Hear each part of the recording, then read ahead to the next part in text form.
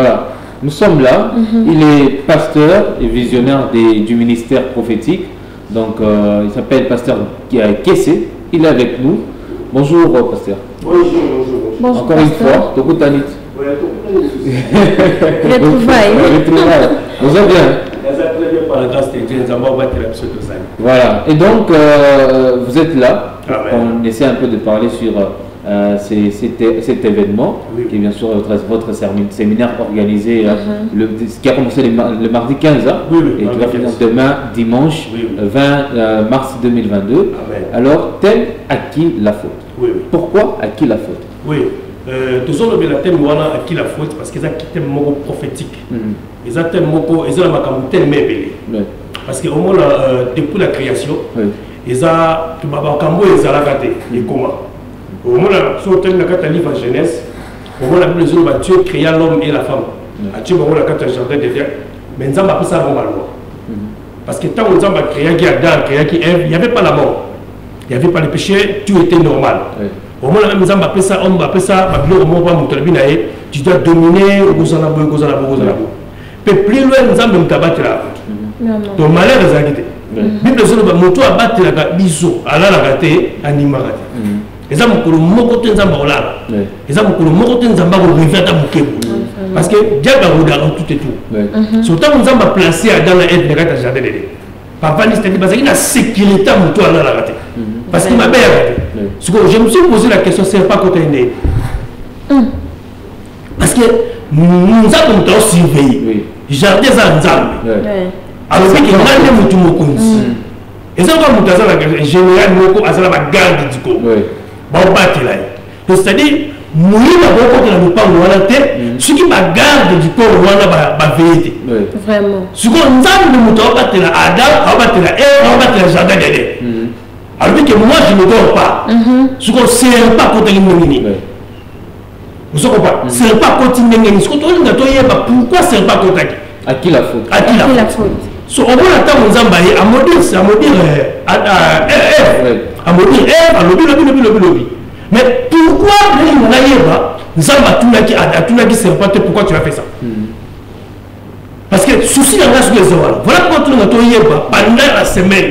Nous sommes en train de parler si le mal est comment qu'il a qui la faute.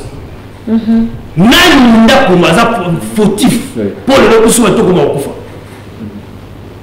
comme n'a fautif pour le parce que tu le dis Satan. Satan, oui, c'est normal, le diable a contacté avec ici. Mais à continuer. Vraiment. Donc, vous cherchez la personne active.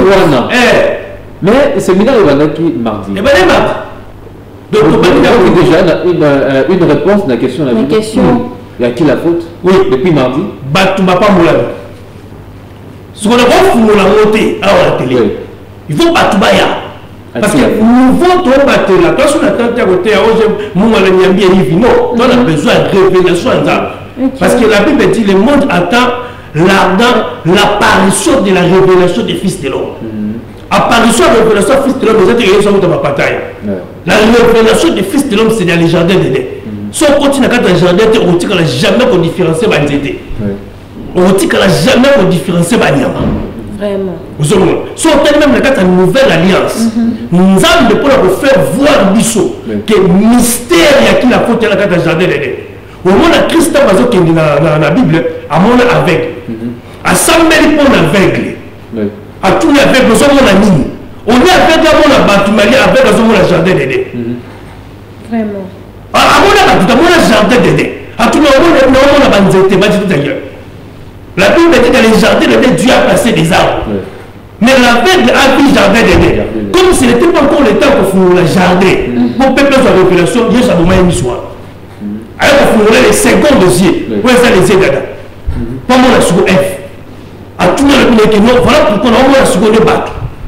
Oh, maintenant, tu communes la révélation, nous sommes en train de faire le jardin de Dieu. Parce que quand le jardin de Dieu, c'est par là qu'il y a la vie. Les deux arbres, ils n'ont pas le jardin de Dieu. Les deux arbres, ils ont la carte du jardin de Dieu. Voilà pourquoi tu t'aimes la bouche à qui la faute. À qui la faute. Les mystères du jardin.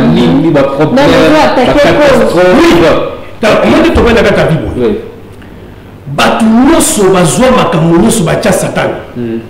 Satan muta salibo. Satan muta kebo, mutu so azobota te Satan. Balongolo na musala Satan. Obalate Satan. Tout le Satan. Or le prophète Jérémie a dit que sur la Lamentation chapitre 3. Parce que Jérémie voyait déjà la faute. A dit qu'il a déjà faute il y a jardin d'Éden. Parce que pendant qu'il y a dans zone là, pourquoi pas la passe, non, on la pété. Pourquoi moi ça on va la douleur, moi ça que on va normal. Pendant qu'il y a dans zone la zone qui se était là, le prophète Jérémie a dit qu'on a des lois, a dit qu'on a la faute. Alors qui dira un mot arrive si l'Éternel n'est pas entouré? Alors même il y a koloba likambu, to ko sala likambu, surtout nzamba pesi ndingisate. Ce qui dit la Salomie, ce n'est pas de l'Éternel le Dieu. Et il y a qu'à malédiction, et il y a qu'à paix malade. Même l'Iwa, nous t'attendons à Gonza. Même le Liba, nous t'appelons à Gonza. Donc Satan nous a un amour. Papa, mettez la film et à Moutou. Montez la film et à Nzambe. Nous avons mené à l'organisateur de la film. Nzambe. Je vais te prouver de la Bible. Oui. Jean avant là, les gens ont créé un film là, comme je peux dire la histoire de ma foi. Film, on a pour un tournant, on ne peut pas partir. Parce que nous avons mettre la film. Si on peut filmer marcher, et quand tu as le studio, et dit qu'on a tout un et dit qu'on a l'histoire, et même sur la confiance Elohim. Nous avons le cas à mon acteur à cause de la film, on les fait à Satan. Nous avons appelé il y a on a filmé. Le film est tourné, les gens sont mouvés à la séance. Tu mets ta film là, tu sors la monnaie. Papa nous sommes là. Je m'avance, j'ai battu mes films, mais on déjà programme à film. Vraiment. Nous avons dit qu'il y a des salariés sur le salle. Mais il y a battu un homme latin. Tout ce que les diables faisaient dans la vie des gens, noter et filmer. Nous avons dit tout ce qu'on sait, mais ne touchez pas seulement son âme. Et l'autre côté, comme la moto à son bon tâté, si ce n'est pas l'Éternel. Parce que c'est lui qui est le maître de toutes les choses sur la terre. Même les problèmes, tout ça, ça va pas d'abord.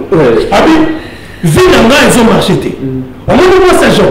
Moi, c'est Jean, ma compagnie, je ma campagne, je me parce que moi, si je ne vais pas m'en je ne vais pas respecter ta canzam. À ça, je ne vais pas m'en je ne vais pas m'en ce qu'on a Job avant la Katia, la loi et le témoignage. Azaki Esaïe chapitre 20, verset 8. Esaïe chapitre 8, verset 20. Alors, s'il n'y a pas la loi et le témoignage, le peuple va comprendre. Sur le coup, la Job avant la Kiwana. Moi, si le coup, Azaki en dehors de l'écriture, il y a pensé à Christ, il y a peut-être que mon toit a monté film aux Anzambé. Il y a même sa Job, il film Anzambé. Bah, film de la politérité. Si on filme politère, on a un film comme le bouge.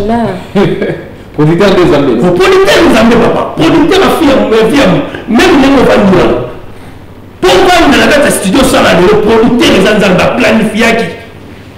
Donc, ça les a Satan la télé. Vraiment. Oh, papa, nous avons un mettre il y a scène. On me dit Satan ça.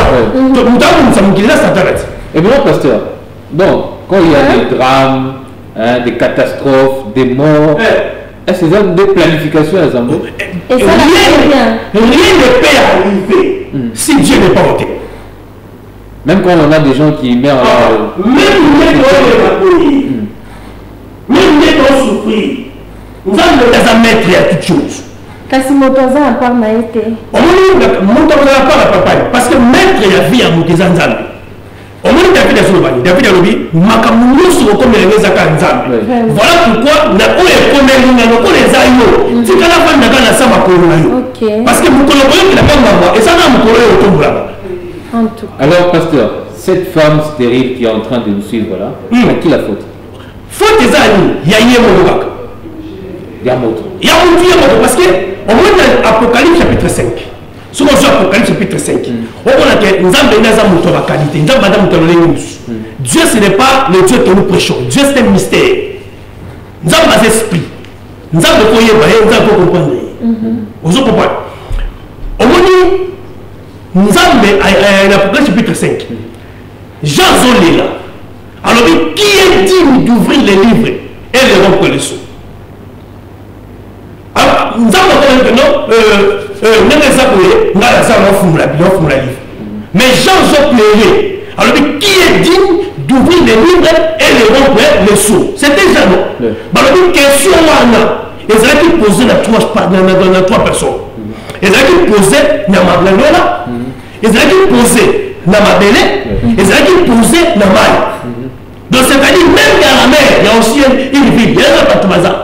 Mais tout le monde a la réponse pour répondre. Jean. Tout le monde a la réponse pour répondre aux gens. Parce que la question a été posée à tout. Mais tout le monde a la réponse. Directement, pendant que la réponse est exacte, Jean comment le parce qu'il nous a dit. Nous avons répondre à la question de la sur le coup, la nzamba parce que mettre il film. Un vieillard. J'aime trop le vieillard. Un vieillard a noté l'argent. Oh, quand on parle de vieillard, ce n'est pas un homme à Komakoko. Selon la proverbe de la Bible, c'est lui qui a les cheveux blancs. C'est ça le vieillard. Oh, la Bible dit dans Malachie, notre Dieu, c'est lui qui porte les cheveux blancs. C'est lui qui a toute les sagesse. Après ça, la sagesse. Un vieillard. Un vieillard, c'est la sagesse. C'est la sagesse de Dieu, papa. Donc, c'est-à-dire, quand nous on a 10 ans, c'était la sagesse, Dieu lui-même. L'auteur des films, producteur du monde. Wow. À répondre à l'habitat, on va poser question. Et c'est là où nous sommes. On a un agneau comme immolé. Quand les gens parlent de ciment, c'est lui. C'est lui. Il y a ça digne. Il y a ouvrir les livres. Donc, c'est-à-dire, solution et réponse à Jean, et vous dites qu'il a ma vérité. Solution et réponse à Jean, et vous dites qu'il a ma vérité, et vous dites qu'il a mon chef. Tout le monde a un qui voit qu'il a. On a des films. Vous avez des solutions pour les arbres. Solution pour ta zone pour ta tazawala. Vous avez planification à Zambie. Planification à Zambie. Nous avons tout le cabinot na kata vie à mon pour moteur au Hollande pour avoir solution. Il faut s'en aller. Il va tourner vers l'agneau 6 mois. Nous collons la solo. Donc, ce que c'est de sa faute. Donc, maintenant, le producteur a revenir dans la planification. C'est bon. C'est vraiment, on va à qui la faute? Moutou n'est pas vendu. Et ça, on dit que Jésus a Zawa. N'a plus exemple de la Bible. Ils ont fait ici Israël, puis le corps a pas désobéi Ngaï. N'a pas mis ça va nyoka. Satan l'a fait. Abraham soit nyoka, bon soit.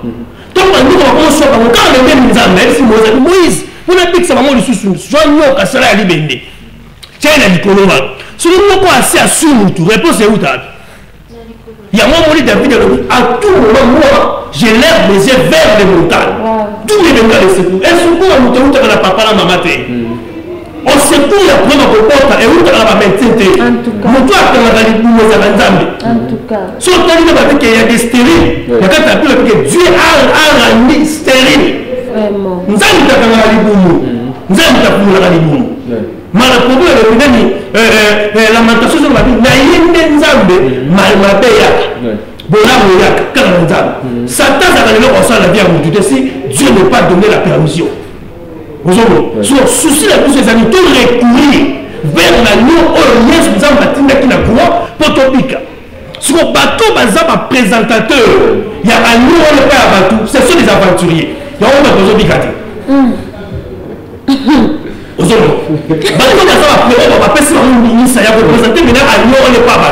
parce que lorsque les gens ont vu l'agneau, obligatoire ils pensent que le bateau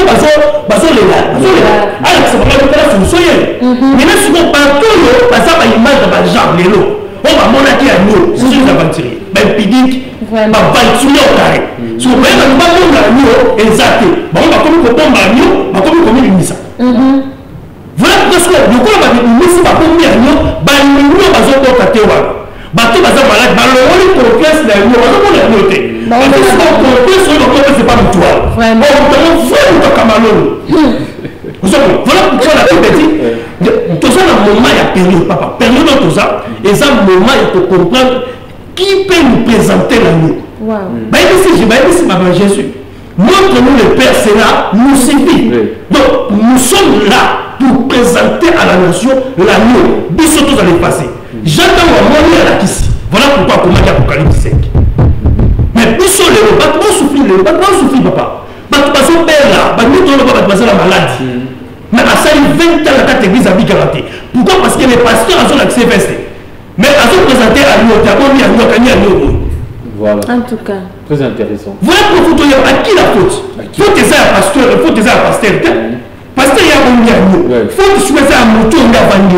Pour les autres, la personne, on a agneau. Mais on va pas mettre l'agneau dans l'action. Mais on reprend les autres agneaux sur le monde. On s'allie. On le voit. On le voit. C'est comme une fois, on soit agneau. Pour voilà, donc chers téléspectateurs, on va dans mon problème. Déjà c'est pour demain, il a échappé quelque chose, séminaire, qui la faute? Vous êtes stérile, vous avez des problèmes, complications, déceptions et tout et tout. Moussala, chômage, sans maladie. Et surtout qu'on dit qu'il vaut mieux la fin d'une chose hein, que son commencement. Voilà. Donc, déjà demain, donc c'est pas vraiment à rater. Hein. Pasteur, adresse le numéro. Adresse de M. Zabo. Vous quittez la Rue Express. Donc vous quittez la Rue Express de Wash. Au compte colonel Tchatch. Au compte à tout près, il y a Bar Mokozawana, et la publicité. Mais Bar Mokozawana, comment Express. En face, il y a Bar Express, il y a l'avenue Niatia. Si on continue à venir Niatia, au moins la banderole n'a pas parmi les Zawana, église des Zawana. C'est ce que vous avez un arrêt, à Tatouni à Motard. Soit comme un arrêt, à Tunika, comme à l'église, il y a Père Timothée. La Niatia. Bon, même à direct. Ou bien ceux qui ont commis peut-être se compliquer. Il y a compris sa numéro à Colombe. Oui, surtout ceux qui nous suivent à Kipushi, Kasumbalesa, peut-être ne maîtrisent pas bien la ville de Mumbashi. Le numéro de téléphone 097 168 0074. C'est ça notre numéro. 097 168 0074. 097 168 0074. 097 168 0074. Donc moi je suis convaincu que le Seigneur a restauré ma vie à Batou. Donc toujours présenté à nous. Oh, ils ont la simane solution. Nous toujours présenté. Faut que ça y nous embêter. Faut que ça y biso. Parce que si on présenter biso solution à l'Ibialikam. Mais Batou ne va pas bomber les biso. Batou va bomber les biso à nous. On l'a enseigné par nous. Mais si on biso nous embêter, c'est ça pour présenter à nous. Il y a même la mission à Jésus à nous présenter à Yémogoté. Chaque année, il présentait son père. Son père. Et dans notre tour, nous sommes obligés de présenter maintenant l'agneau qui est Jésus pour la solution de l'humanité. Merci beaucoup, pasteur. Merci beaucoup, pasteur. Kessé. Donc, c'était pasteur Kessé du ministère prophétique. Donc, le numéro est là. Vous appelez, ou encore si ça vous a loupé les numéros, vous nous appelez à notre numéro. On va vous mettre en contact avec lui. Alors, merci, pasteur. Et surtout, demain, nous serons là aussi. Amen. Pour que nous ayons la solution. Alors, chers téléspectateurs, voici la série Gotham. Et c'est fin même, la fin de cette série. Déjà, le lundi prochain, ça sera une nouvelle série. On vous aime bien, restez sur Fin Télévision. On est là, juste après la série, on va rentrer.